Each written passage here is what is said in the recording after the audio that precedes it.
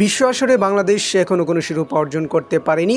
বিশ্ব আসরে বাংলাদেশ কেন শিরোপা জিততে পারে না সে বিষয়ে কথা বলেন অলরাউন্ডার মাহমুদুল্লাহ রিয়াদ।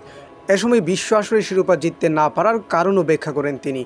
আজ বিসিবি ভেরিফাইড ফেসবুক পেজে প্রকাশিত এক ভিডিও বার্তায় তিনি এ বিষয় নিয়ে কথা বলেন। বিশ্বকাপে বাংলাদেশের 25 বছরের পথ চলা, সেই 1999 থেকে ওয়ানডে এবং 2007 সাল থেকে টি-20 বিশ্বকাপে খেলছে বাংলাদেশ, কিন্তু ক্রিকেটের বৈশ্বিক আসরে বাংলাদেশের সাফল্য একেবারেই নগণ্য। মাহমুদুল্লাহ বলেন, সুযোগ সবসময় থাকে, কখনো আমাদের চেষ্টার কমতি থাকে না। এবার ইনশাল্লাহ আমরা ভালো কিছু করে দেখাবো। আমার মনে হয় একটু ভাগ্যেরও সাহায্য লাগে।